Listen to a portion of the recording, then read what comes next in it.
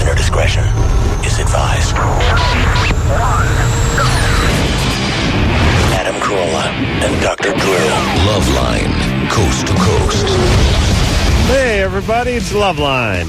Guess who's back? Phone number 1-800-LOVE-191. Dr. Drew, board-certified physician, addiction medicine specialist. Big episode of The Man Show on tonight. Uh-oh. Had to squeeze that in. Which one? I don't know. Big one. Winner. Sunday night, though. They're all winners. That's how I know it. They're like my children. Yes. They're like my 26 children that I get each year. Just let me know when the Manulout's on. Masculout? Masculout, excuse me. The detergent, specially formulated to remove protein stains. Male protein stains. Male protein? Yes. Yeah. I don't know when Masculout's on. That's why you got to watch every week. Well, I'm just back from New York. I was... Did you go down to Ground Zero? Yes, I did go down to Ground Zero. Did you get a tour of it or just walk down there? No, I just went down as far as I could get down, which was pretty far down, actually. Get way down there, yeah. About 5 blocks away, and not 5 blocks the way you would picture them in your neighborhood. Short.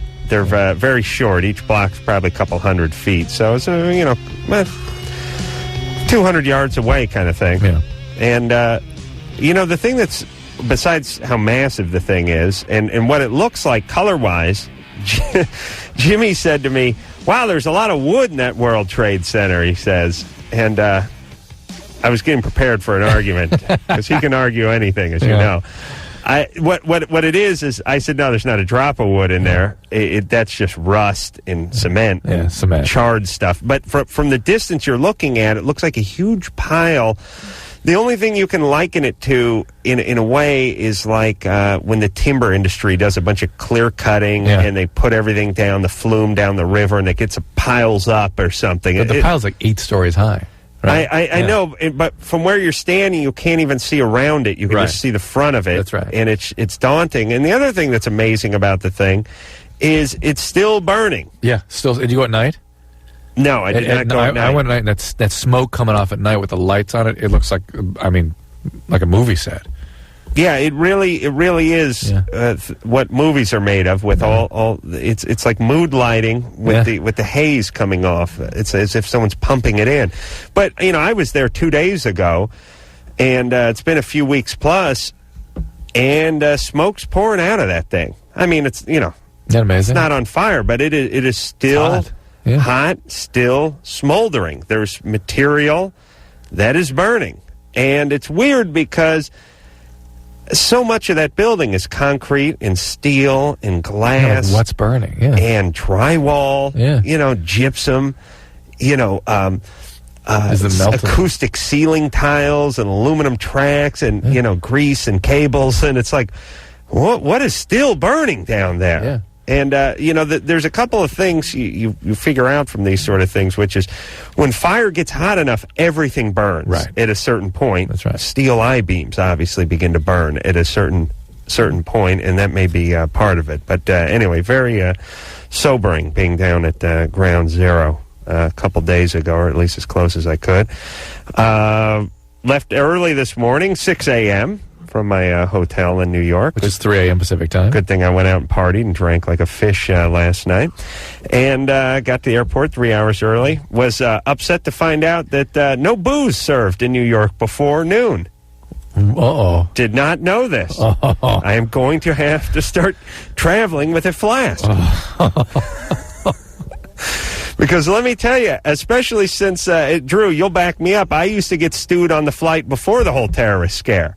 Oh, yeah. Now I embalm myself before, they have to roll me onto the plane. I'm using the vomit bag before the plane starts moving.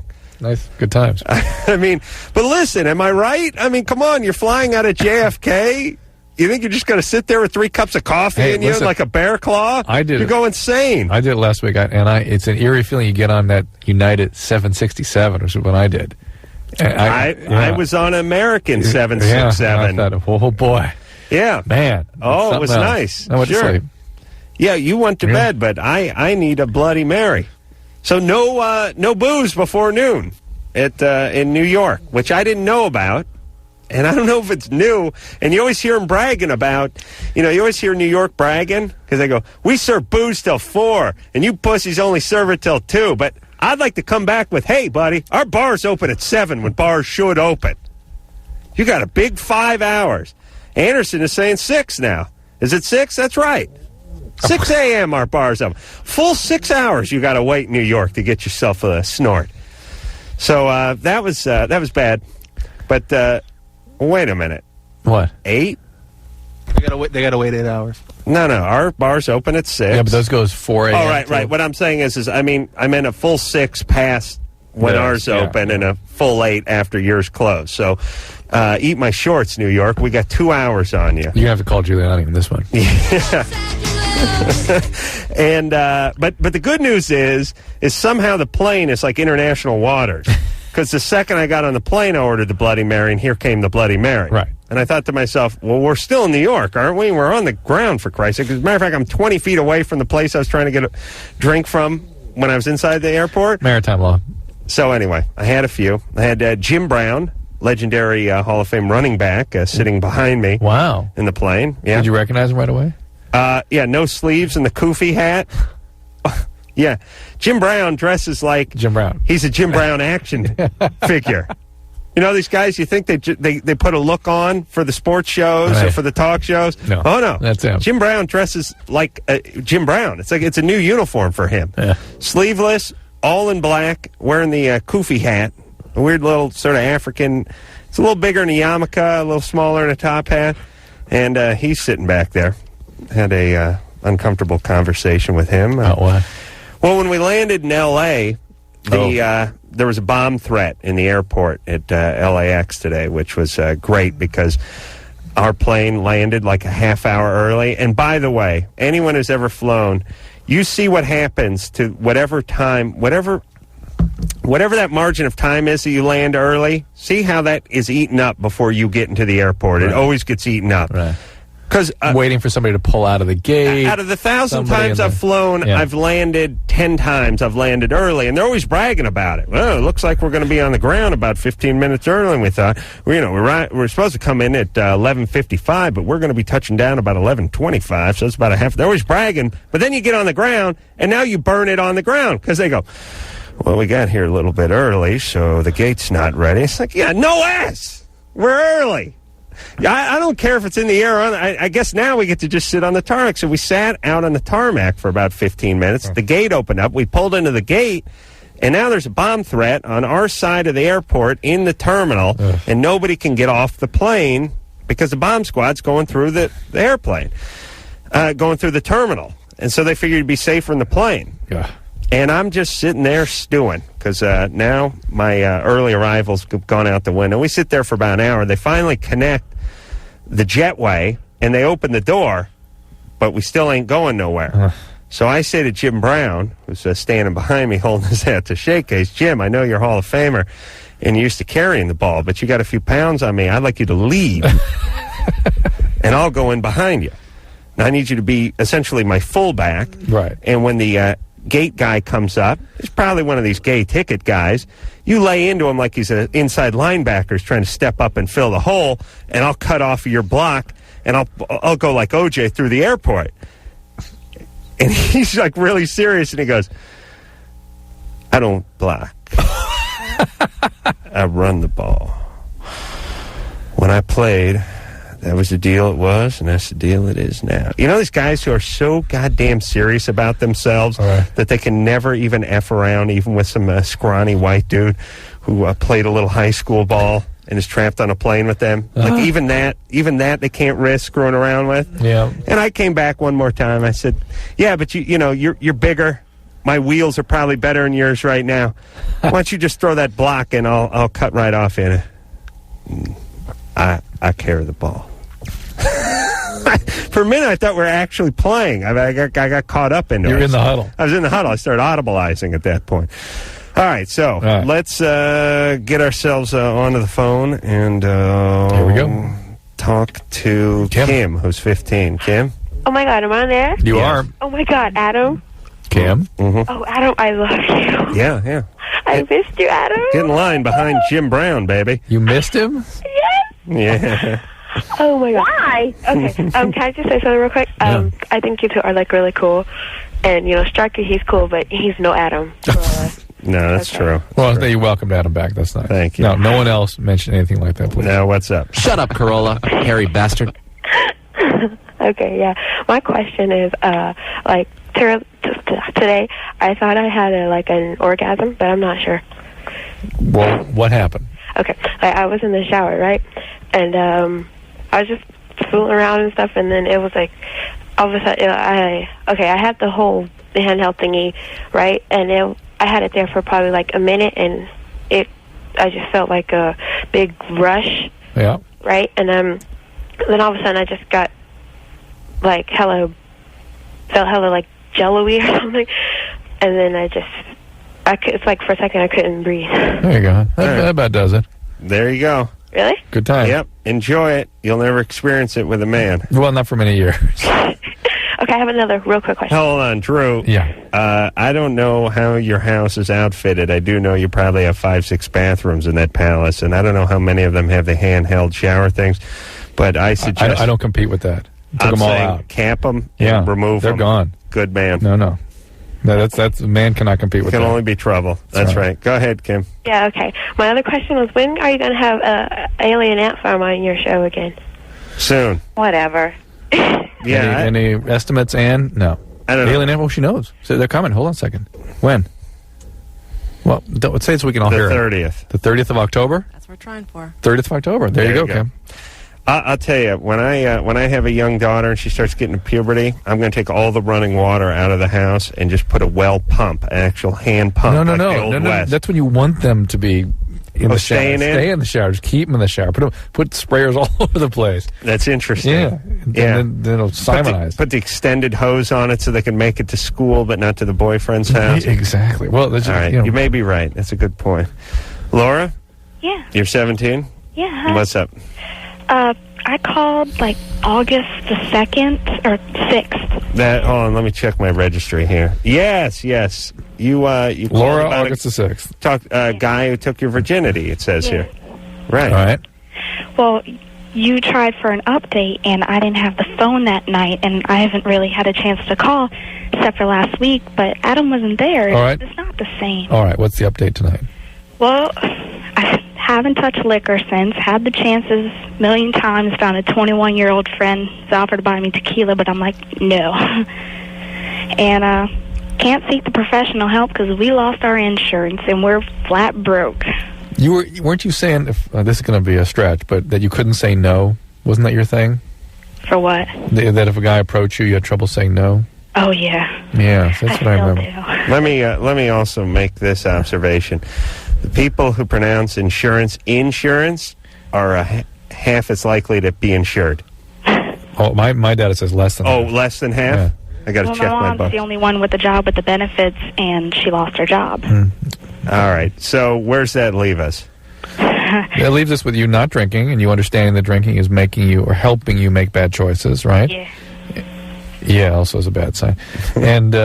And you're also trying not to sort of give in to the pressure these guys are giving you. You understand where it's coming from a little bit, right? I tried. Do you feel better about yourself when you don't do it? Oh, sort of. Well, here's the deal. I've only been able to say no once, and all them other times I couldn't. Okay, but you're getting a grip on yourself slowly, right? Sort of, yeah. And you're not going to have the best care money can buy because you don't have any insurance and you don't have any money, right? Nope. So you're going to have to rely a lot on yourself. And I know Drew doesn't like this kind of talk because it means guys like him are out of work. Hey, listen, wait.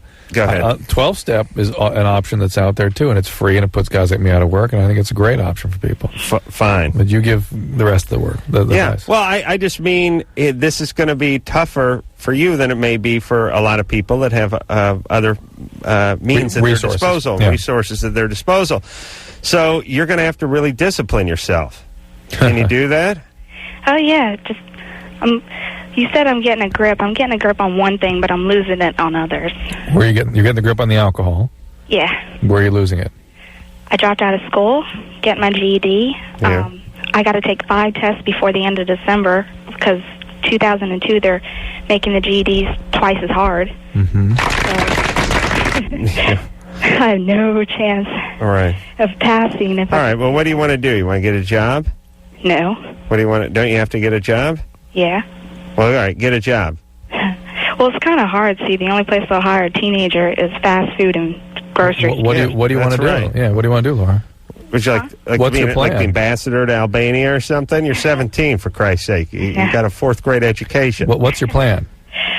Well, it was to become a lawyer, and really I don't have one because I switch like every week, but Okay. I've had the same plan since about 5th grade in the back of my head, just no one likes it. So What's the plan? I'm told I'll make a very good stripper. You've had that stripper plan since the 5th grade? Well, I wanted to live on the bunny ranch. You want to be a prostitute? Well, if I Yeah. can't say no. I might as well get paid for it.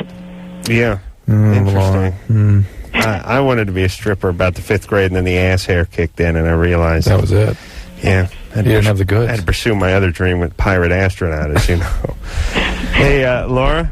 Yeah. Okay, baby, come on now. Don't punch so many holes in your life that There's no coming back. no way to Yeah. patch them by the time you're 20. I don't want to live to be 25. Why? Life sucks. Well, hold on. Let me straighten this out. Are you talking about going from 24 to 26 and skipping 25, or are you talking about dying? Dying. Ooh, that's different. All I right, don't what? want kids. I suck at relationships. You don't want kids? No. Good, all right, My good. mom says they're going to turn out just like me, and I'm taking that statement to heart. Yeah. Okay, that's fine. You don't have to have... Listen, Laura, here's the deal. Don't look so far down the road. Don't look about when you want to die. Don't look about how many kids you do or don't want to have. Stop looking so far down the road. I hate to sound like a bumper sticker, but take it one day at a time here. And also, Laura, when people have had severe traumas in their life, which obviously you've had, one of the side effects of that, even if it's like being in a plane crash, when you've had traumas, your brain naturally foreshortens your view of the future. People, if you talk to people who've been through major traumas, they will expect that they're going to die young. They'll anticipate that. So, I mean, you don't specifically sound depressed, though I'm sure you are. This business of wanting to die at 25 and all, I don't really consider necessarily suicidal, but more of your foreshortening views of the future because of the severe traumas you've been through. And those post-traumatic stress reactions can be treated. You don't have to ruin your life because of the trauma of the past. All right. Don't get pregnant. I know you don't want to. I know you don't want kids, but somehow that's not connected with not getting pregnant, unfortunately. They had another one of those fairs out here in Southern California for, like, the gays? Holistic medicine and animal rights, and it was like the third thing all in one place. I thought to myself, what is up with those people? Just drop some napalm on those. But I mean, there's so many things going on tree right now. huggers. I mean, yeah. I mean, these poor kids and the world. I can't understand it. Can't that business wash out and people start reprioritizing a little bit? Well, here's the thing. There's something horribly flawed with everyone who likes animals too much, as you know. Yes. Yes, you are. And it goes everywhere from sort of lonely to just maniacal and everything in between. But anyway, look, it's good to like animals. Wait, no. It's not good to love animals let's not too pick much. those people out. Yeah, I'm gonna pick those people out. But let's talk about people who sort of have campaigns about issues that are specifically about them and their lives and their experiences of life. Right. They go wacko because you're wearing a leather belt. Or no, forget the animal people. I'm not done with the animal people. It's chronic fatigue, right? The other one you like. Yeah. Okay, listen. Here's the point that Drew's trying to make, and he may not be trying to make this point, but this is my point, so I'm going to make it anyway. I've been saving my points for almost a week I now. know, it's tough for you.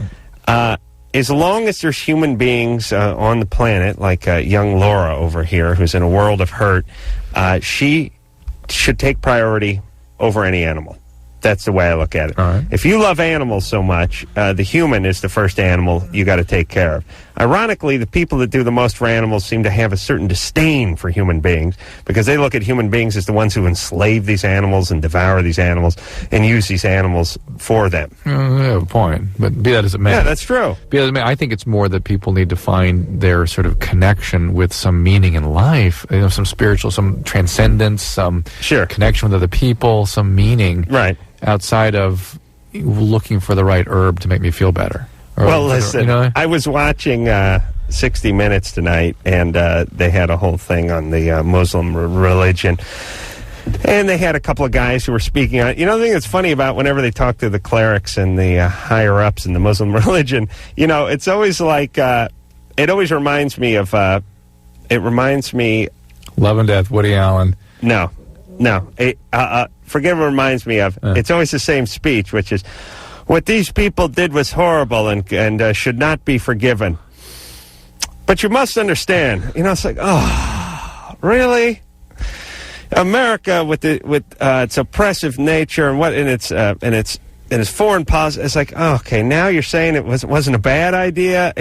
Almost every one of them comes out with this. It's really it really gives me the creeps. But here's the deal: I was listening to these Muslim guys talk, and there's a billion Muslims, and they're talking about, you know, the Quran and Allah and all this, and they're saying, you know, what these terrorists did was a bizarre interpretation of the Quran was it the Quran? Yeah. And here's how it goes. And really what it is you lead a good life, and then when you die, you go to a place where there's virgins, and you eat dates, and it's a better, you know, you go somewhere that you live your life. And I thought, hey, is it you live in a mansion where the street's paved with gold? And then I thought, listen, all you religious nut jobs, it doesn't bother you at all that they all have the same theme? That every religion says you die, and guess what? There's a payday. So just mind your P's and Q's while you're down here on Earth, and grind that crappy existence out, and further your religious cause, and then you'll die, and that's the payday. And I thought, it doesn't make people a little suspicious about that these guys on another part of the world and another part of the planet with a religion that's 1 billion years old have the exact same thing that we have, which is be good to your brother, don't hurt anybody, take care of everybody, and then when you die, you get to go to this place. Now, they have substituted virgins and date fruit because that's a part of the world they're from. And we have our own version of virgins and date fruit. It's more like Graceland, more like Elvis's place, you know, with the shag carpet and everything. We have the Western interpretation of that, but it's the same place, and it's the same guy. And that doesn't make everyone think for just a second?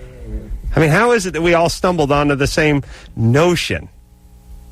Well, I think it's human nature. Thank you very much. All right, not all right. We're going to take ourselves a little break. When we come back, we'll speak to Bernice, who's 17. Her right breast has been hurting for 2 weeks. She needs meds or drugs. We'll talk to her after this. Hey, everybody, it's Loveline. I'm Adam Carolla. It's Dr. Drew over there. Phone number 1-800-LOVE-191. All righty. Let's get back to phones and speak to Bernice. Yeah? Bernice, you're 17. What's up? I want to know, my right boob's been hurting, and I want to know what's up. Your right what? Boob. Anything coming out of it or anything like that? No. Is there a tender spot? No. Is your period coming up? No. Are you on the birth control pill? No. No birth control shots or anything like that? No. How big is it? It's a D. Oh, really? Yeah. That's good. Is it the same size as the other one? Yeah. 2 Ds, huh? Yep. Does that make you double D, or no? That's still just D, right? Yeah. Yeah. How big's the rest of you? 5'5", 135. Sweet. Not even going to do the radio math. I'm in that kind of forgiving mood tonight, Drew. Just happy to be back with the kids. Well, Bernice, the most common thing to cause tenderness is cysts. And you want to have a doctor look at it and examine it to make sure that it is just a cyst, but that's probably all it is. There can be infections, and there can be other things that can certainly cause it, but it's very common for there to be tenderness in and around the time of the period. You know, one thing I learned from traveling to New York and trying to go through airport security over there in New York, the thing about, you want to know the difference between New York and L.A.? I figured out that we both have many different cultures in New York and L.A. I mean, it's a real melting pot, real melting pot, real grab bag. And the difference between L.A. and New York, and you tell me if this rings true to you at all, Drew, is in L.A. we have many different nationalities, but they realize that they have an accent and that people don't understand them sometimes. Right. They talk a little slower. Right. They're almost apologetic when they talk, No. and they try to use their hands a lot. New York, there's people, crazy accents, but they don't acknowledge it, and it's weird. It's everything from cab drivers to the security at the airport. Yeah. Meaning, if you got some guy, you run into some guy in the street here, and he's like a Mexican guy and he doesn't speak good English, he'll let you know it. He won't act like he does. Yeah. I was going through I was actually being searched, going through the metal detector with the arms out, Sure. the Jesus crucifix type stage. They actually had a wooden cross there that they nailed you to while the Nice. guy went over you with the wand. That's good. And I had this little woman. She was like from somewhere deep in Jamaica, and she was like 5 feet tall. And I was putting my hands in, and she was like, "Tada!" And I was like, "Pardon me." And her saying it twice meant she was angry the second time she said it. She thought I was not complying or being sassy. I couldn't understand a goddamn word she was saying. She wanted me. She was like, "Ta-da-da!" I was like, "Pardon, ta-da-da!" You know, she's like yelling now. Like I don't know what you want me to do. Ta-da-da! And I'm like, turn around? Yes! Like, turn around, you know, and then she wanted me to, like, back around. I couldn't understand a mother effing word she was saying, but the point is in her mind, she was speaking the Queen's English, Right. and there was no, like, all I was some guy who was being belligerent because I wasn't complying with her demands, and I thought, in L.A., they know they have accents. Yes. New York, I don't think they do. Not so much the guy behind Not the airport guys. The airport guys and the guy behind the dark window at the gas station. No, they know they have accents. They just don't care and they don't like you. That's different. Cindy, Yes? you're 19. What's up? Oh, hi.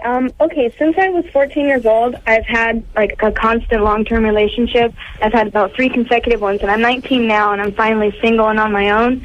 And it's kind of scary because I don't really know how guys work when they're dating, you know, so I'm getting wrong signals or something. And sometimes What do you mean? Give us an example of how you got a wrong signal. Well, let's say I meet some guy somewhere, right, and we're going out, we're having a good time, and, you know, sometimes, well, I guess it's just because I have this image that all guys want is sex, because I listen to you guys, and that's pretty much what you're telling us, you know. That's all Hang I on a want. second. Let's stop right there. Okay. Adam, is that about accurate? I would like to qualify it and say, yes, it is the guys who you young, attractive women are interested in. Yes, all those guys, yes. But if the dorky guy you don't want to date, ironically, he's not only interested in sex, he has other interests. You know what I mean? Like Dungeons and Dragons and things like that. But he would be the slowest moving of all the guys. But Right. you're not interested in him. Right. So, yes, for all practical purposes. Okay, so I'm kind of scared. I don't want to get hurt, you know, I don't want to end up... Well, you're in the driver's seat. Yeah, but I've never been in the driver's seat before, you know, and nobody taught me how to drive. Oh, wait a minute. I don't want to seem insensitive, but this is always a stupid conversation. You've had a boyfriend, a few, since you were 14? 4. They've all been over a year relationships. But you've been had 4 relationships with 4 men. You know what guys... By the age of 19. You know what guys are about. You know enough. There's no general overall discussion we got to give you. You have more experience at 19 than most women do. I would say I'd say someone who's been in 4 long-term relationships by the age of 19 probably knows her way around the ropes better than someone who's dated. Yeah, but, you know, she's worried about not being able to understand the sort of rituals of dating, and you'll learn that soon enough. In the meantime, just follow your instincts, what you're interested in, just don't rush things along, and don't cave in to demands from guys. Just keep dating until you feel comfortable. There you go. Jennifer? Yes. What's up? Well, when me and my boyfriend, when we've had sex, twice, he's ejaculated without knowing it or feeling it at all. So... No, wait a minute. Without feeling it starting up, or he had something He doesn't feel it at all when he comes. Like, he doesn't know. Okay, like, when he's, like, climaxing, he'll pull out, and he'll be like, oh, okay, whatever. And then we'll just, like, sit there and relax, and all of a sudden it'll just, like, come, like, gushing out, like, all over. I'll be like, oh, my God. Yeah, but he feels that. He doesn't feel it at all. He's like, and he looks down, and he's like, oops. Hang on a second. She used the S word, so we got to go ahead and dump that. Anderson's upset, but Jennifer, see, that sounded like a legitimate slip of the S word, so I'll forgive her. It's my people's Sabbath, Sunday night. I'm sorry. That's all right. So he has no sensation when he has an orgasm. No, he does, but just like it's happened twice. Now, Jennifer, wait a minute. You're going to have to be very clear about this. He feels like he's starting to go. So when he's about to climax. So he stops because he doesn't want to climax, right? Right. He doesn't want to. Okay, but it happens anyway. Yeah. But he has a climax. And then he pulls out, and then it just starts coming out, and he's like, he doesn't feel it. He doesn't know it. Wait a minute, Jennifer. No, hold on. Let me yell at her. I just said he has a climax, but he has no sensation, and you said no, he feels it, but he doesn't feel it. Feel it at all. All right, well then shut up and agree with me. I said he has the climax, but he has no sensation, no feeling. Right. Okay. He's not aware that he's climaxing. I've got to keep going around and around five times on the show. I still don't think that's right. No. He's not aware that he's starting to climax. No, he has you got stuck on that this time last year, and you've hung on to it like a pit bull onto a curtain. So he has rhythmic contractions when semen comes out. But no experience. His brain is disconnected from that entirely. Right. It doesn't feel good to him. Okay, it's really hard to explain. It's harder than I think. Evidently. Yeah. Okay, listen. Hey, Jennifer, do me a favor, and I want to explain this and give this out to all the listeners. Sometimes we speak in blacks and whites on this show, and we have to, like when I say, but he has no sensation. He may have 10% or 15%. I don't want to get caught up on that. If he has a little bit, no will still suffice. I know what she's talking about. She is being wacky in the way she's describing it. What is she saying? Where's she living? Because I'm going to come over there and San Francisco. Whack her one. He gets the verge of climax. He stops in an attempt to not climax. But then it just comes out and anyway. pow, it happens. Huh? Okay? And see what I'm saying? He has a climax. He feels a climax. He can't control it. Does it feel good to him? Yeah, but then he stops, and then he pulls out. And then he thinks that he stopped climaxing, and then we'll just lay there, and maybe 1 minute later, it'll all come out. And he won't feel it. And he won't feel it when it comes out. He won't even know until I tell him that it's... Okay, but he had a climax prior to that. Yeah, and it's just the semen doesn't all come out yet. Right. And it's clear when it comes out, too. Oh, it's dribbling out. It feels good to him when he has an orgasm. Yeah. He just has a lot of after. Retard. Oh, who cares? Who cares? I don't care. Go to the gynecologist. Talk to somebody who's got time. I don't have time for people who cannot express themselves in any meaningful fashion. 10 minutes with that witch. Driving me nuts. Look, the guy does what every goddamn 18-year-old guy does in the world. He's banging away. He pulls out, and he can't get the timing down. This is why the rhythm method does not work. That's right. Exactly right. And or he ejaculates, has a climax, and then there's some stuff that flows out afterwards, too. Yeah, he gets that little post-jizz drip going. Yeah. That he may have a big version of that, a lot of it. Who knows? Right. Okay. This guy has no control over his penis. That's the bottom line. That's why you should be on birth control, Einstein, and he should have a condom going. Yep. Okay. That's it. And as far as him working that out, that's something you guys can work out together, and he may not ever master it. And I'll tell you something. You know how some guys can't swing a baseball bat too good? Right. And that don't change a whole lot from 15 to 40 to 45 to 50. Some guys can't swing a dork too good. And I don't know why we all think that's going to be better. Do you know what I'm saying? How come certain guys, you play basketball with some guys? Yeah. They can hang on the rim, and other guys can't touch the net. Right. And they're the same height. Right. How does that work? It's the same way your penis doesn't work. Same way you can do, you know those guys who can do a really good Cockney accent or good French accent? Yeah. And you can barely speak English? Yeah. How does that work? Yeah. Don't know, but same with your penis, everybody.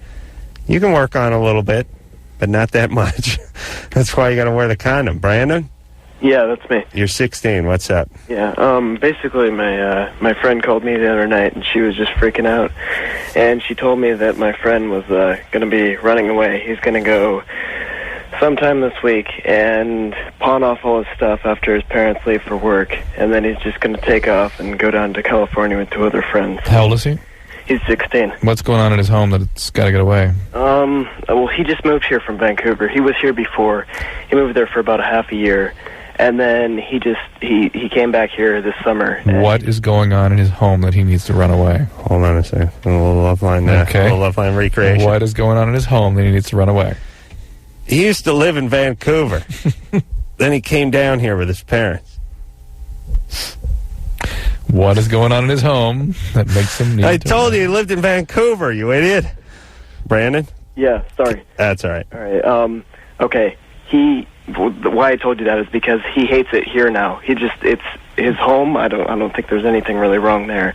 But we live in a... Yeah, Brandon, teenagers run away when there's abuse in the home. That's it. Okay. That's it. That's why they run away. So I'm going to give you a hotline you can call, and they can give you some specific recommendations. Well, hold on. Let Brandon grab a pen or pencil. All right. Hey, Brandon? Yeah. Yeah, I'm half with you in that there could be... He could miss his home and his old friends whatever. He's not going back to Vancouver, though, right?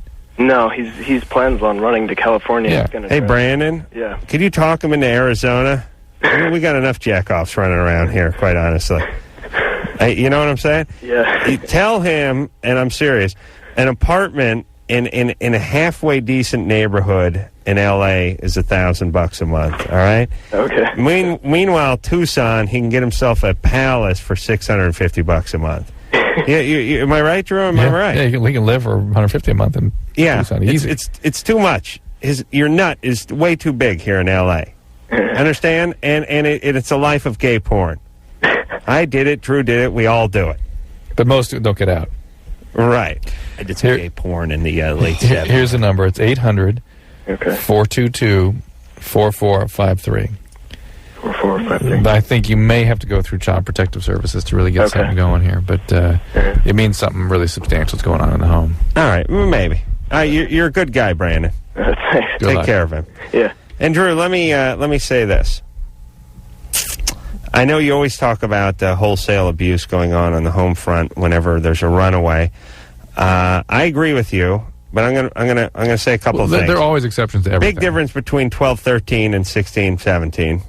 A, number one, this guy may be 16, 17. Yeah. And B, number two, once in a while, and it's not often, but you run into those Janis Joplin types who aren't being physically abused, but they just got this like crazy hit the road thing. She had a mess at home.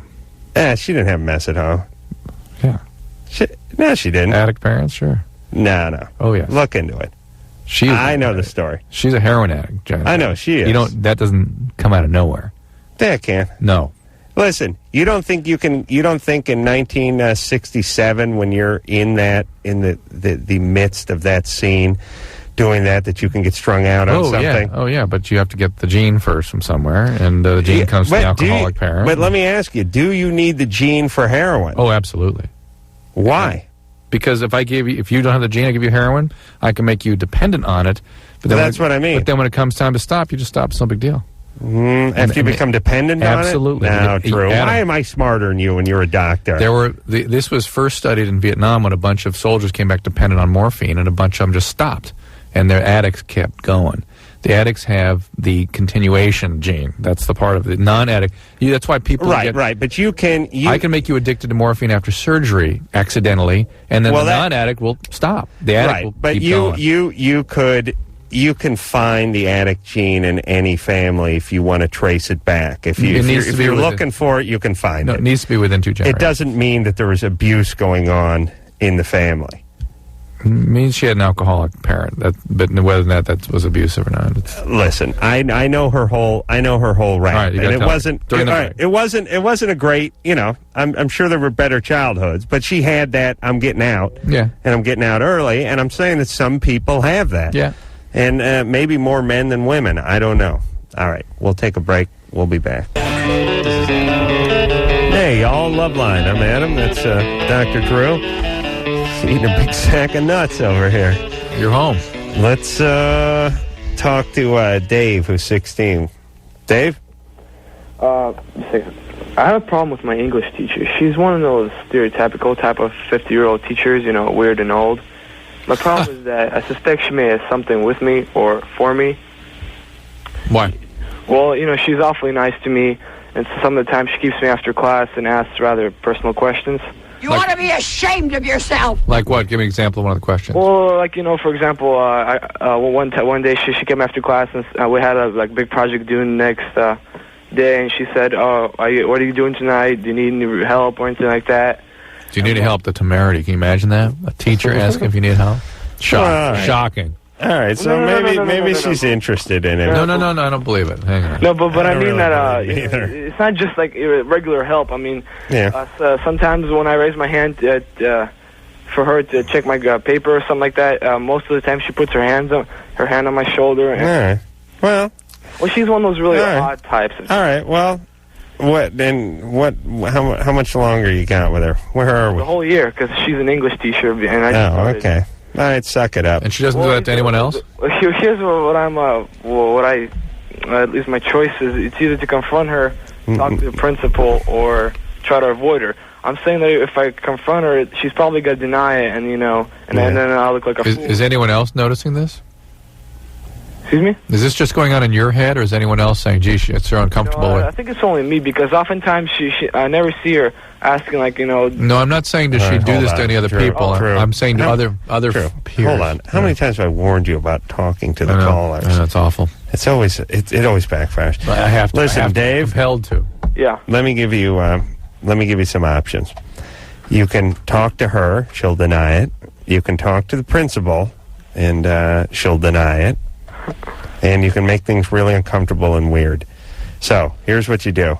Just keep a low profile. Just suck it up. Don't be alone with her. Okay? And if she says, you need any help with that, you tell her, no thanks, I'm good. And you leave. And if she gets really aggressive, then you say, listen, I don't want to turn this into a scene, so let's just leave it at this.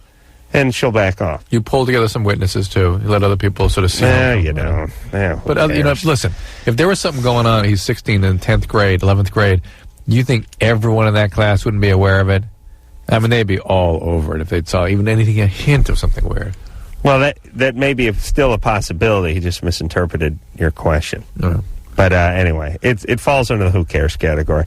And I know there's a double standard here for men and women, and yeah, there is. There's a difference between a male doing this to a female classmate, but still, or not classmate, but student, but still, I haven't gotten anything. Do you need any help? I'm putting my hand on your shoulder while I'm looking over your paper. Right, there's nothing really here. Not a real big deal. And I'm sure he could crush her like a ball of tinfoil if he had to, so big deal. Renee? Yeah. You're 23? Mm-hmm. What's up? Just kind of concerned because I was sexually molested when I was a child, and I think that it's kind of stayed with me. I've tried to, put it in the back, and I've always tried to live my life not worrying about that and go on about it. Who sexually molested you? Someone in my family. Your brother? Yeah. Perfectly normal, perfectly healthy. Somebody told me I should start working that in again last night at But anyway, a party. Yeah. I feel like I've always had issues in my relationships. I've had 2 serious relationships. Makes sense, right? And you've not dealt with this. You've just pushed it away. It's not that. It's just I kind of don't want to live my whole life, crying about something that happened. That crying over spilled milk. Basically, I can't do anything about it. I'm not going to live the rest of my life letting that affect me. Do you know what I mean? Yeah, there are ways of doing it though without detaching from it the way you have. And then that's what you need help doing. You need some therapy for that so it doesn't affect your ability to have relationships. Now you'll be a good old victim. You'll find abusive guys. You'll have problems with being hyper. And to be honest with you, I've had wonderful boyfriends. But you'll have a tendency to be either hyper or hyposexual, too much or too little. Yes, very much so. And it's actually very hard because the relationship that I've been in now, we've been together for 3 years. And, he's 23 too, so he's actually, he's young and he's healthy male who obviously wants a relationship, where we can be close in that way. And we are, but it's very few, times that we do. All right, so It Renee... takes them a long time to get me going, and I'm not saying it's not great. It's great, but it's very hard for me to All right, hold on. say, okay, let's do it. Slow down there, rap star. Okay. You got a rap going. Okay. Look, you're bound and determined not to let this affect your life, yet it's taken over. Right. In your personal relationship. So you get a little therapy and you work on it. If you're determined for something not to take over your life, it's like Drew was just telling me he needed a root canal. I'm going to do it for him during the commercial. But you don't want your tooth to take over your life? Go to the dentist. Right. Saying I'm not going to think about it and I'm not going to let it take over my life, therefore I'm not going to the dentist.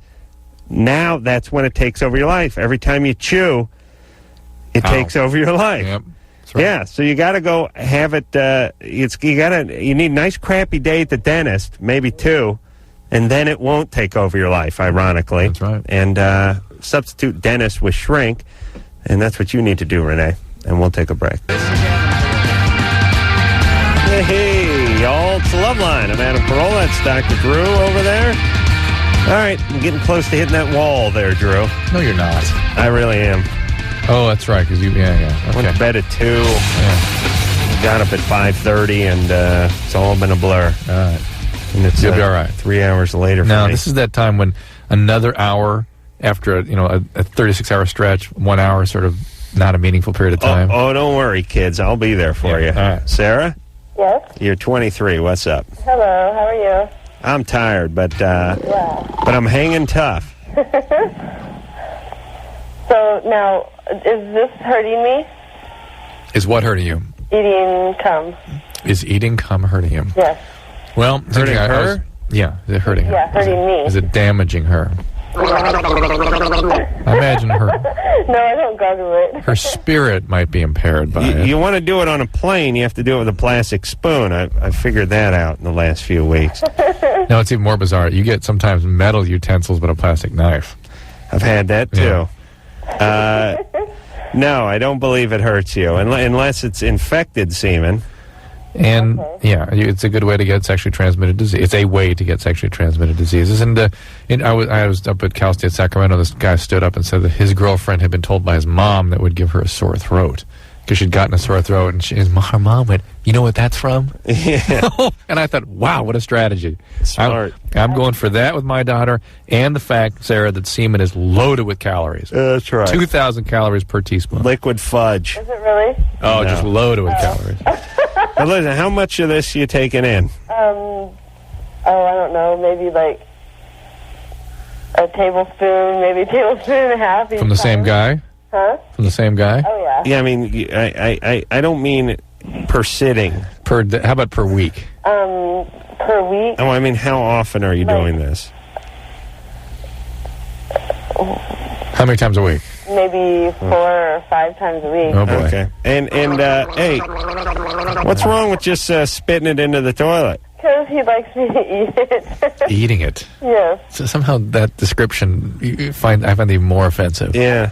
How's Sir Walter Raleigh over there? Is he treating you right? Yeah. Okay, he's a good guy. Yeah. What's he do for a living? Oh, he's a manager. Restaurant manager? No. Store manager. Store manager. Yeah. What kind of store? A grocery store. Yeah. All right. There you go. All right. And you're doing okay? Uh-huh. You're not pregnant? Oh, no. Hell no. No. You drink it all. Yeah.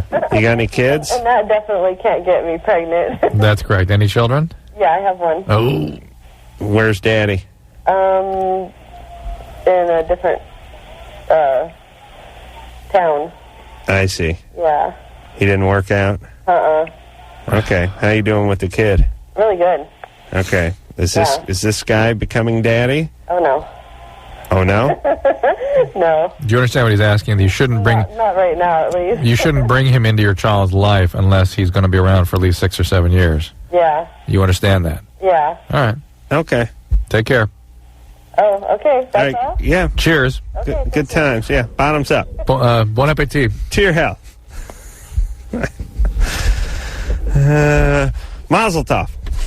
I drink to It's l'chaim. I mean, l'chaim, yes. Nadine, Yeah. you're 16. Yeah, Adam. What's up? You know what? I've always respected you and worshipped you. Why? Thanks. No. That's enough. Hey, look, she said what she had to say. Let's just move on. She said respect and worship, right? Yeah. That's fine, right? It's highly suspect. All right. Yes? Okay, well, I've become really upset with you lately, though. And just the things you've been saying about Middle Eastern people. I know, because I've been on such a rampage the last week. You know, I know, you were saying earlier, like they keep saying the same thing on the TV and everything, and they're upset. It seems like a lot of people are saying the same exact thing, everyone's saying it. And you're like, when you were saying it, it just sounded like you were trying to say that the Middle Eastern people don't seem to really care what's happening. Or you know what? I know a lot of Middle Eastern people are really upset what happened, and they're hurt by it, and they don't agree with any of what those people did. Let's repeat what you actually said. Huh? He's gonna repeat what he actually said, which was they condemn what happened. Because I heard him say it too. I never said the Middle Eastern people. No, you said the clergy, the Muslim clergy, you said. Yes. You said Muslim clergy said that they condemn what happened universally. Then slide into that, but you have to understand the way this part of the world views America. Not all of them hates America. Nadine? Yeah. That's all he said. That's what I said. He said that the Muslim clergy he saw in 60 Minutes each said that they universally condemn what happened. They're not supportive. It's a misappropriation of the Quran and whatnot. But they also qualified it as you people need to understand how you're viewed. Right. He's all saying, that's it. That's all he said. No, that's all he said. That's it. He said all the... No, that is all he said. Let her finish. Go ahead. You were just saying that, they keep saying the same thing, like... you're all mad, like they don't mean it or something like that. No, that's all he said. No, I did have that tone. Really? Yeah. I just heard you say the clergy. I didn't say the Middle Eastern people ever. You said the clergy. You were pretty much saying it in other words, though. You were, directing it to them. No, I was talking about the clergy that you'd seen on TV. Yeah, that I'd seen on 60 Minutes tonight. Yes. Yeah. Which is all he referred to. And this is what's dangerous about this situation. You can't personalize everything that's being said because we'll all end up hating each other. You have to look at things. Everyone has to be tolerant. Do you harbor any ill feelings about anyone? Really? No. Yeah, I don't care. Yeah. Listen, it's such a... It really is. I said it earlier, a few weeks ago, and they brought it up again tonight. Like, do you feel that most Catholics have any relationship with the screwballs that bomb the abortion clinics? And no, you don't even count them as one of your own. Right. And it's the same thing with the Muslim extremists who do this sort of terrorist activity. I'm aware of that. What gave him what he said, though, gave him the heebie-jeebies because there's a political piece of this that we're all trying to struggle, which is we're perceived by a certain part of the world in a way that it's hard for us to understand. Yeah. And we're trying to make sense of that. And trying to do right by that, frankly. I think our government is trying to. Individual acts. These aren't one certain race. Yeah, but what's difficult about this is that we keep hearing from people in the Middle East that there is some bad feeling about this country, and we're trying to understand why that is and what that is and how we can make that better. Yeah, there's a lot of people who hate America, but there's a lot of Middle Eastern people who love it, and they're not the bad people that the media makes them look like most of the time. I think the media has been trying pretty hard not to do that. I agree, but some things there you go. Some times they make them look really bad. Well, it's bound to happen, yeah, but and obviously it's going to happen. And I don't think you can avoid that, but I also would argue that they've been trying very hard to be even-handed about things. Yeah. All right, so what other problems you have? What do you mean? You doing okay otherwise? I was kind of right with that whole thing, though. I've been depressed since the whole thing. You've been what? Depressed? Yeah, really about everything. Why? How come? I worry a lot because just everything that's happening. Are you worried about what's going to happen in your life? Or? Yeah, I've become really depressed. Do you find that, now you're 10th grade, 11th grade? I'm 11th grade. Do you find that a lot of people your age are having the same kinds of feelings? I think so, yeah. Is it because you're worried about a draft or worried about your safety? And what does it look like to you? I don't know. I think I'm just worried about my safety and the world. I just worry about what's going to happen. And I get sick to my stomach. I don't want to even go out. Were you prone to anxiety before this all happened?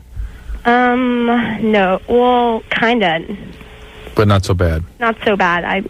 I was doing pretty okay after Are you worried about people singling you out because of your race? Well, no, because people don't think I'm my race. So, I mean... But it's an important. A friend of mine, who's one of the smartest guys I know, we were talking about, trying to assess our risk and live our life accordingly and not be stupid and not also be overreactive about it. And he was talking about his, worrying about, having enough water. And then he said, I have to worry about being attacked by Americans. By white, he goes, I'm going to Tucson or Tempe next week, and some redneck, he looks kind of... He just looks a little bit darker skinned. He's Who's that, Marcel? No. Yeah, he's with all the gold? Yeah, he could easily be mistaken as an Arab. But the point is that there are Americans that have an extra added layer of concern about the rest of it. If your skin's a little darker than everybody else, it's ridiculous. Like, hey, don't get too tan. Yeah, well, that is true. I mean, I think a lot of Arab Americans have to worry about it coming from both ends. They have to worry about being in the wrong place at the wrong time, just like we do in terms of a terrorist attack. And then they got to worry about being at the wrong place at the wrong time. But it's not even Arab, it's like Italian Americans. I'm sorry, I interrupted you. Your Royal Highness. You're so precious, so precious. No, but I realize people are stoned and it's late and have difficulty following the show. But what I wanted to say is they have to worry about being in the wrong place at the wrong time and having a pickup truck full of rednecks coming after them, too. Which we don't really have to worry about. Well, you might. I mean, well, unless you fall off out of the pickup truck and hurt yourself. But the point being, you don't have to be Middle Eastern to worry about that. You could be just a little darker. Just a little darker. That's all you need. Well, what do you mean? Like what? Give me a nationality. Italian. No. Because Italian could talk his way out of it. Start throwing around like paisan. You see what I'm saying? Thank you. All right. Let's talk to Kelsey, who's 22. Kelsey? Hi, guys. Uh-oh. Please try to be a little bit patient with me. Why? Well, I know that you do get very frustrated with some of your callers that are a little flighty. Okay. What's making you have difficulty? I'm just really shy right now. Okay. You guys are so inspiring. Okay, here's my problem. She greased it properly, see, Adam? It's fine. Thank you. That's good.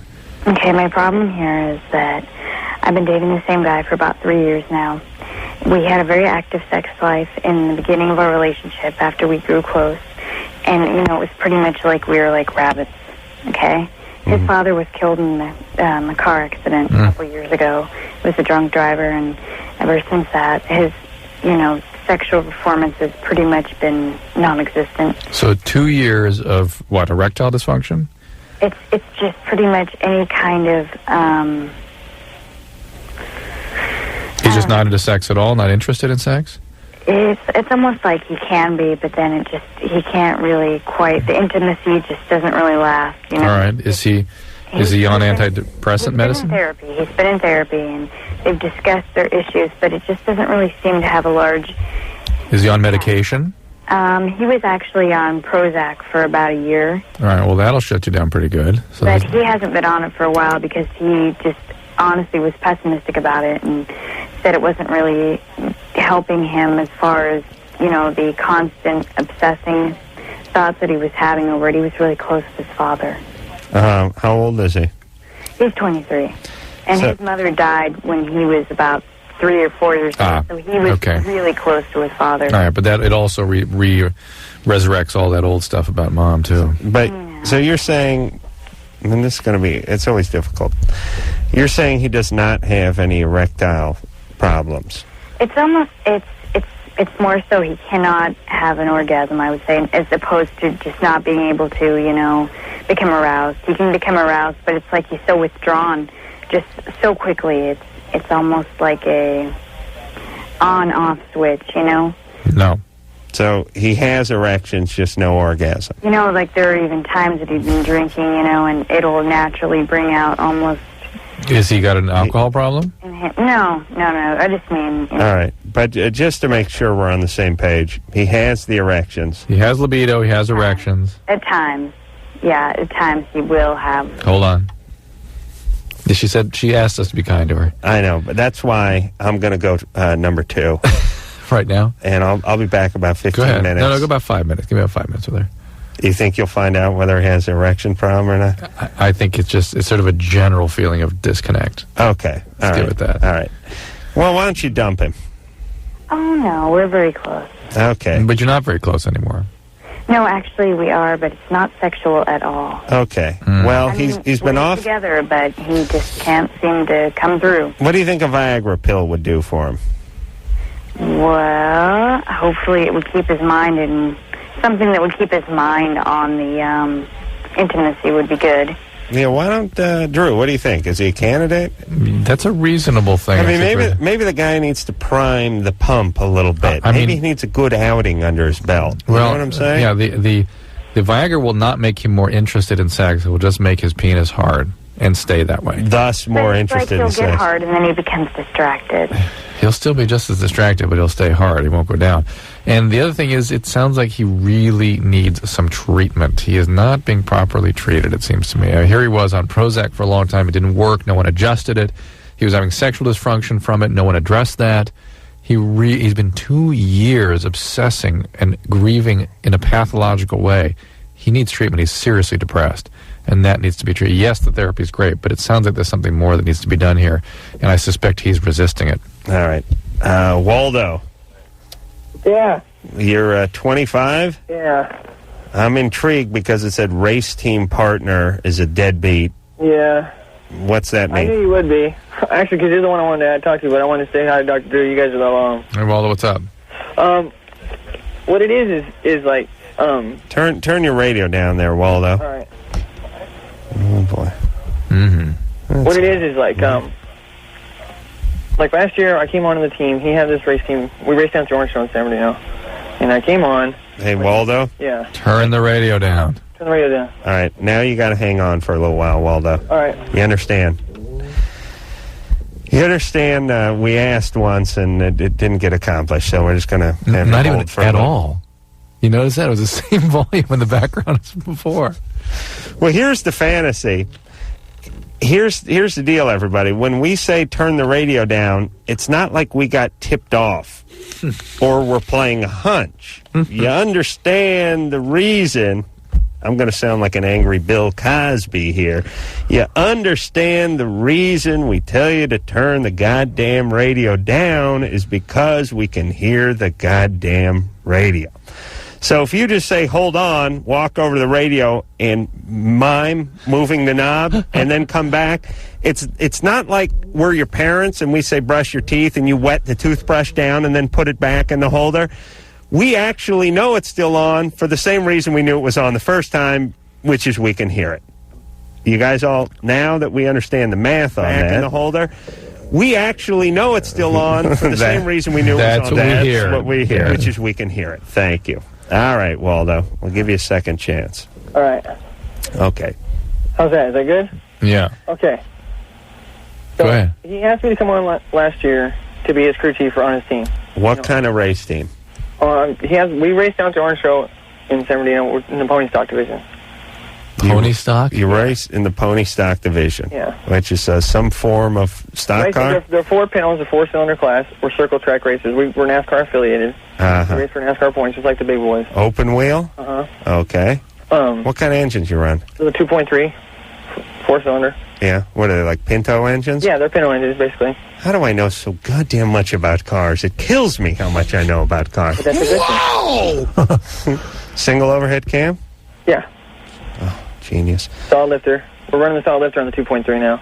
All right, go ahead. Hydraulic. But so telling me he heard through. You got twin side draft Webers or Macounies? No, we're just running the stock intake with the Holly 2-barrel 3. No, man. Well, you're making all of 150 horsepower. Yeah, that's what we're restricted to. That's what the rules are set at. 150? Yeah. Is it really 150? Yeah, that's what we're restricted to. He says I'm like a genius, like a mad genius. Yeah, no, we get pumped up and everything. I know, it doesn't. Waldo doesn't care. Waldo acts like I've been cruising the pits for the last 3 weeks with a notepad and a calculator. Okay, well. So he heard through the grapevine and through the racetrack stuff, the year prior to last year, back in '99, that I knew my stuff about the Pintos and the racing and all that other stuff. So he asked me to come on to be his crew chief for the year 2000. So I came on. This guy had never even seen a top maybe 7 in points in the last 12 years he's been racing. Okay? Last year I come on to his team. I'm his crew chief. I work with him and stuff, and I get him into second place. We actually had first, but I get him second in the NASCAR points. And so he gets this big hit on his shoulders. So then he goes, okay, well, let's go bigger. Next year, which would be this year, he's like, can you build me a new car? And da-da-da-da. I said, yeah. So I built him a new car, and we got a good sponsor and everything, and he let me drive the old car that he drove the year prior. So I was going to go for my Rookie of the Year this year. We've been racing all year, and it's like, all he does, again, I guess this I understand, too, from the track, is all he's ever done is whine about everything at the track. He whines about everything. If something doesn't go his way, he whines about it. All right. And he takes everything. All right, here's the deal, Waldo. How old is this guy? He's 34. Okay. He ain't doing a whole lot of changing. Yeah. This is just him. No, wait, here's what I want to say to Waldo and everybody. At a certain point, you realize that certain people are just sort of lemons. I think he idealizes this guy, and he's a big sort of letdown. Yeah. Whatever it is, he's an idiot. Get away from him. I mean, I know I'm simplifying it too much, but those of you who have horrible roommates, those of you who have horrible partners, those of you who have horrible pit crew chiefs and things like that, you got to fire them or you got to fire yourself. But you hear the story in this is like, but Waldo's, I realized this guy. I built him a car. He was the guy I was working for, and he's just a big whiny bastard. Yeah. It's like, yeah, that's who he is. He's not the guy you thought he was. He's the guy he is. Right. Don't beat up on Waldo. No. I'm saying that Waldo, if you're a magician with the wrench, and you're not bad behind the wheel, and you brought this guy from 7th to 2nd overall, then other folks around the track must be aware of your skills if they're what you say they are. So it shouldn't be too hard for you to take on with somebody else. And let me tell you. Or for yourself. Or for yourself. I suggest that. Do not try to change this guy. Yeah. Let's take ourselves a break. Drew, pretty good. I knew those things were putting out 150 horsepower. I'm shocked. Waldo took it in stride. Remember that one night you picked their, like, Profession. Yeah, I said to this chick, your boyfriend's still going to be working at that batting cage, he said. That's right. Well, maybe so, but I'm sticking with him. And I said, doesn't bother you that you didn't mention that your boyfriend was working at a batting cage? And since a lot of the folks that call in the show are more animal than human, that didn't strike her as peculiar at all. She was like, well, he works at a batting cage, genius. I'm like, yeah, but I didn't know that. The fact that I mentioned that he did and you never mentioned it, and that's kind of a peculiar job. Well, anyway, can we get back to the question? Huh? That's exactly how it went. All right. Well, it's okay. I'm my own audience here, Drew. Indeed you are. Thank you. We'll be back. Adam, that's Drew over there. It's Loveline. And that's Jimmy Eat World. They're coming up this week. Tomorrow night, yeah. Oh, this is them, yeah. Good riff. Can't go wrong with this. I like this just playing when I enter restaurants and other public places, you know. Hey, here comes Adam, everybody. I don't see him. Listen to the riff. It's got to be close. Hi, everybody. All righty. Phone number 1-800-LOVE-191. It's good to be back. Ready to get on the phone? Hey, how does this work? Everybody, please tell me if you can answer this question. And Drew, you may not. You don't travel with the boys like I do, but maybe Ann can identify with this. When I travel, it seems like almost half the time I'm doing something where it'd be nice to have 2 beds in the room because I got a buddy with me going to Vegas to do something. They always seem to know when you need the king bed and give you the twin beds, the 2 beds, and when you need the twin beds and you get the king bed and you got to bunk up with your gay buddy. That's right. You see what I'm saying? Yeah. They always get that backwards. I was just in New York for a week, and how many beds were in my room that I stayed alone in? 2. Of course, there were 2. Of course, because I had nobody with me. If I had had a buddy come with me, then we would have spent the week on a king bed. which is how I'm really going to, and I think I'm going to screw with him next time. I think the way to remedy this is go, look, I'm bringing somebody with me. He's a straight male, and so am I, so it's important that we have 2 beds in the room. In which case, and by the way, the other bed is always going to be freed up the next day. Mm-hmm. But it's just enough time for you to put your stink on your bed and unpack everything. And when you got a week's worth of crap, it's like, what am I going to do, pack it up and move down 8 floors? It's just like, oh, screw it. I'll just, I'm not moving in. Right. I got another 4 nights here. I'll make it. That's exactly what happens. Where'd you stay? Mr. Carolla. Oh, we're going to have a king bed that's freed up. By the way, I don't like the concept of the bed being freed up. It means some guy's whacking off on it, right? We got a guy beating off on it right now. He says he's going to be done by noon. But he is having to mop his belly off, so let's figure 3 o'clock checkout. You would like the sheets changed, yes? I'm just saying, I don't like the idea of the bed being freed up. It's a weird concept. Where'd you stay? Stayed at the Hilton. Oh. Yeah, it's rough. It's rough. Jenny? Yes. You're 22? Yes. What's up? Well, the reason I'm calling is because I did something when I was younger that is catching up to me now. All right. I would say when I was about 12, I molested my younger cousin. How old was your cousin? God, he was like 3. Ooh, what'd you do to him? And you said you were 12? Yes. All right. And what did I do to him? Yeah. Well, I'm very ashamed of it. Okay, all right. Well, just so we can assess what's going on here. I gave him oral. Okay. And somebody must have molested you. That's sort of where that comes from, usually. So what happened to you?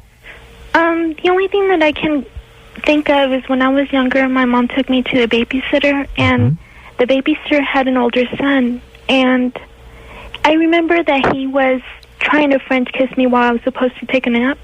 Okay, so we know that he was sort of out of bounds, and God knows what else might have gone on. How old were you at the time when you were being taken to the babysitter? I would say about 6 years old. Uh-huh. And the son was older? Oh, yeah, he was like probably like 12. Yeah. And how many times did you go to that babysitter? I used to, I kind of don't remember. I just remember I went probably 3 times a week. A lot of times. All right. And what about the cousin? How many times did you do this to him? Just once. Just once. Mm-hmm. And how's he doing now? Well, the reason why it's been bothering me lately is because I saw him about 6 months ago, and I saw him and I started thinking, I did this to this poor little child. Well, what's up with him now? He doesn't remember me. No, I think he's like 7. 7? Yeah, he's older now, a little bit older. Well, he's got to be 13. It was 10 years ago. Has it been? Well, he's a little kid. I can't even tell. I just know that when I saw him about this Jenny does not sweat the details. But how is he now? He was 3. I was 13. He's a small little boy, very small. He almost looked like a midget. Very small. But how's he doing? Hold on, I got some news for you. Using your logic, all kids look like midgets, though, right? Yeah. I mean, any kid under 5'9", right? Yeah. All right, now listen, baby. Is his life tatters? Is it a shambles? No. It's all right? I haven't. Well, I never see him except for 6 months ago. All right, but is he? Has he got a bunch of tats and aggressive piercings at age 11? No. He's an okay, adjusted kid? Yes, he's okay. Mm-hmm. All right, he doesn't remember. Yeah, this He's might fine. not have had a big impact. It's possible. Just relax. Okay. All right, it may be okay. I'm more concerned with you and why you would do something like that, and sort of managing your own emotional life. That's more of an issue. You didn't do it again. No. And you didn't do it with anybody else. No. And your life has been okay with relationships? Well, I have a boyfriend of 8 years. Years? Yeah. So we're 14, but they could be sort of a life preserver. He's 11 now. Yeah, okay, good. No. Hey, Jenny? Uh-huh. Don't beat yourself up. I wish I had an older cousin gave me a BJ when I was 3. Well, I did, but his name was Greg. Sucked. Oh, man. Yeah, real tough, especially when I was at his wedding. My main concern, though, is that I keep telling myself You'll get over it. You'll get over it. But can I? Yes. Yeah, you can, but again, there's more than just that going on here, and if you want some help with that, you ought to get it. All right, but here's the thing. You're not going to get over it by confronting this 11-year-old who doesn't remember what went on. Leave him alone. That's not going to do anything. Don't buy into that crap. Yeah. And don't listen to anyone who says, look, you got to get this off your chest. Oh, no. This is not some paperwork that needs to be cleared off your desk. No. It is not going to work that way at all. You're going to dig yourself in deeper and freak the kid out more. The kid doesn't remember, and if he does, mazel tov. If I worked that incorrectly yet? Now you have. Trying to make up for the high holidays, the Jewish holidays. Jenny, you work in your own ass and forget about the cousin. Focus more on maybe what may have happened to you when you were being babysat at age 6. And don't beat yourself up and freak yourself That's out. right. Thank you. Sarah? Yeah? What's up? Not much. Welcome back, Adam. Thank you. Okay, I have a problem. I've been dating my boyfriend for 3 months now, and I got kidnapped a couple months ago, like after I started dating him, and What? These people throw stuff out like, and then abducted by aliens. And then we went out for a couple more weeks. Well, what do you mean you got kidnapped? What happened? Okay, it's a long story, but okay, I was taken up there by my stepmother up against my will, and she kept me up there. Where? In Atlanta, Idaho. Okay. Is there an Atlanta, Idaho? I didn't know that, but I'll accept that. We got to do something about the same naming of cities. It's a horrible a little plan. town. All right. But and my boyfriend's parents found out about sexual activity that's going on up there between adults and minors, and they don't approve of it. Between adults and minors? Yeah. Is that a code for something? What are you talking about? Well, I mean, like, there's like 14, like my sister, she gives BJs to 22-year-olds and stuff, and what does that have to do with you? Hold on. How far is Atlanta out of L.A.? Are there any direct flights? Is that what you're asking? Idaho. What does that have to do with you? Okay, I was living there at the time that this happened, and his mom thinks that I was part of it. And how did she find out about this? She lives up there part-time. Oh, I see. So she knew this sort of wild bunch of teenagers in there. Yeah, she just thinks that we run wild and that we do anything we want. I see. Well, she ain't too far from the mark. Right. How old's your sister? 14. Oof. Oh, I'd like to find your dad and give him a nice, swift kick in the nuts. What prison is he in? Well, it wasn't my dad. It was my stepmom. Yeah, where's your dad? Here at the house. What kind of guy is he? Does he like to drink? No, he doesn't drink. He doesn't smoke or anything. He's against it, but I've reported it many times and nobody's doing anything. Reported what? Reported the sexual activity. Between your sister? Mm-hmm. Who'd you report it to? The Ada County Sheriff and everything. Wow, good for you. All right. We're on board with Sarah a little bit, aren't we? Sort of. And what's so evil about your stepmom? What's up with her? Okay. And why hasn't she been arrested for kidnapping? Because they haven't charged her with it. That's the Hold problem. on. Let me write that down. I've reported it.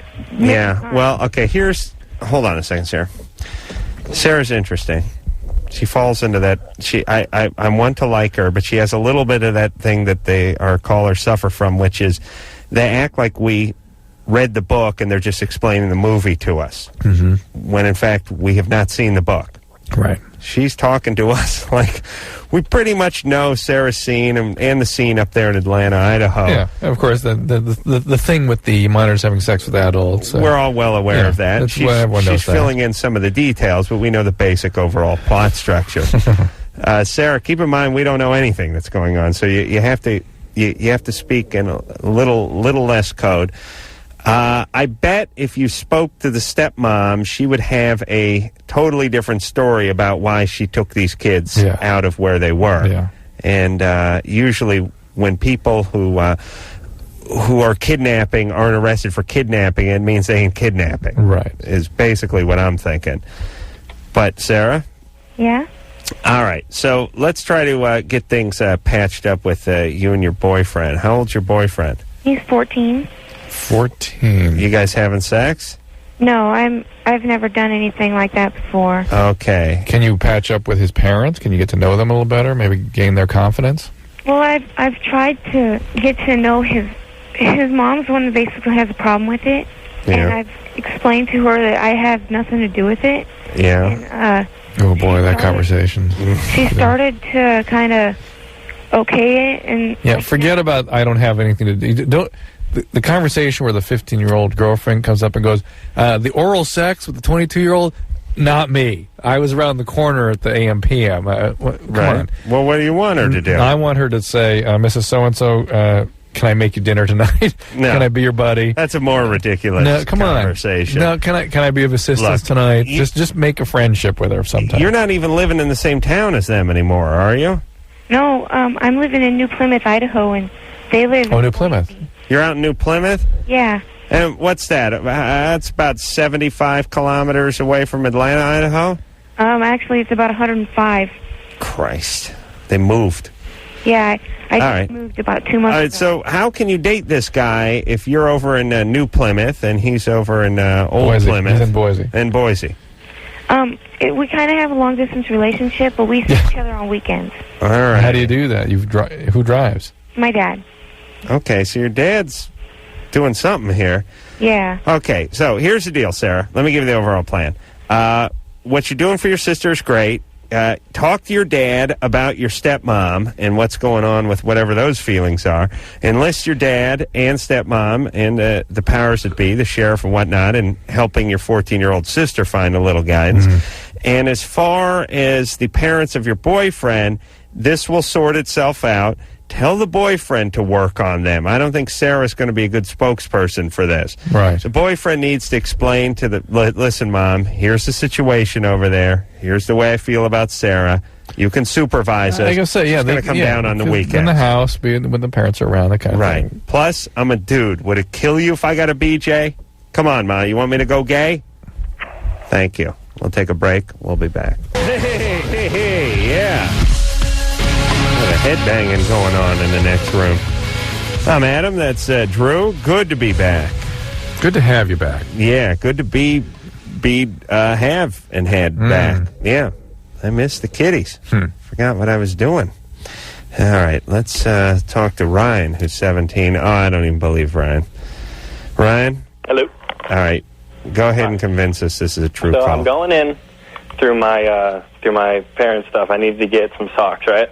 Mm-hmm. He's already a little too happy about this. And there's like a video in there, right? And since I'm a big fan of the whole movie thing with the girls and the nakedness. And well, what did the video say on it? I mean, why did you think it was a porn? It was blank.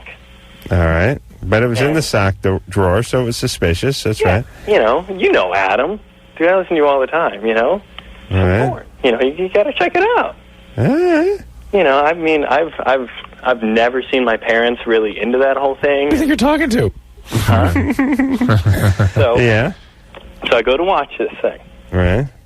And it's my parents, and I'm like, oh my god, and she's on my dad. Yeah. And I'm like, I can't. And I'm just sitting there, and I'm like... All right, now what do you want from us? Took him 20 minutes to beat off to this, by the way. I bet. Yeah, it was pretty Took tough. A few minutes off his clock. It was tough, So what do you want from us? I don't, it's like... Why are you calling us? Well, I don't know. It's like, how do I... Why are you... Well, you called us. Why are you calling us? No, I'm asking you, like, how do I just... I can't really look at them now. Like, I can't, like, when I see my mom and everything, like, she tries to give me a kiss on the cheek or something, I don't, like, how... Should I talk to them about this? Oh. Or should I just be like... Yeah. Now we know you're bogus. Yeah. You need to talk to them. That's the last thing that somebody would occur You need to an open dialogue with them. Wait till they're together, and then discuss oral sex with them.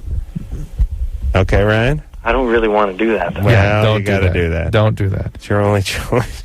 All right, and then before I go, though? Yeah. Adam? Yeah. No. Adam, you're the man. Thank I've you. been listening to you guys forever. Thank you. And, like, Adam, From Oklahoma, we've not been on in Oklahoma forever. I'll leave the guy alone. He wanted to get on the air. Yeah, I know, that's it. This is always the most bogus thing, because it's always like, he's very upset over the whole thing. Meanwhile, he's basically doing a stand-up comedy routine. Right. Yeah, he was not upset about anything and then because it never happened. And he's no purpose to the call. Yes, beware of calls. Beware of questions that have no answer. And thank you. Tammy? Yes. You're 31. What's up? Yes. I'm having a problem. I'm sure this is gonna, take it completely out of the sexual. That's fine. Thing that Let's go. There we go. We're ready. Let's go. All right, you ready? Yeah. Okay.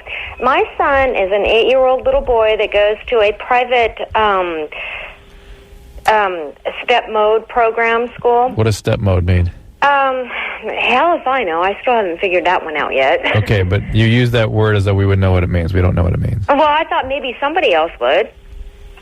That was a joke. Ha ha. Oh, sorry. All right. Okay. It's late. Anyway, he's been going to the school since kindergarten. Right. He had a hard time in first grade because he had a woman there that was teaching him to yell constantly if he didn't get everything that she was teaching him. To yell constantly. Anyway, let's go on from there. Now he's in third grade, and he's got another teacher, and the kids have a workload I couldn't even keep up with. No doubt. Right, but you're a pretty good drinker, so it's not fair to have you doing that kind of work. Excuse me? Do you do some drinking? Once in a while. All right. Yeah. All right, so anyway. Anyway, we're having this problem. Are you done yet? We're here. Go ahead. Oh, okay. Anyway, he's having this problem there where the teacher has got him overloaded with work that is just him. Not just him, the whole class. All right, well, that's third grade. Okay, let me explain this a little bit better. He's in a third and fourth grade, split class. Mm-hmm. And it's, oh, well, my give me an example of what his evening load is. English? No, what does he have to do in an evening? Oh, well, I'm trying to explain that to you. He has English, phonics. What does he have to do in an evening? Not what are the subjects. In an evening, he has to do dictionary skills. What does he have? What would one of his evening lessons look like? What would they be? About 2 hours long. All right. Was that bad? That With sounds mommy like helping and daddy helping too. Sounds like too much for me. Yeah. You drop him out, you kick him. Where are you calling from? Riverside? Yeah. They got a public school system over there where they sign no homework. Send him to one of those schools. Let him get a good education. I know. We're pulling him out on Monday, but yet I'd like to find a way where I can talk to the principal of the school, which this woman has no personable. All right. Oh, hold on a second, Tammy. I want to just scream at calm down, Drew. Oh, quiet down over there. Listen, Mary Poppins. I know you have a difficulty with a lot of the folks that come in contact with your son. I'm sure they have some difficulty with you. No doubt. As well. No, actually, Tammy, just listen. Just listen.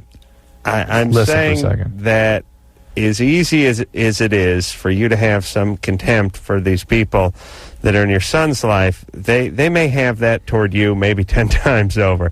At least that's the vibe I'm getting.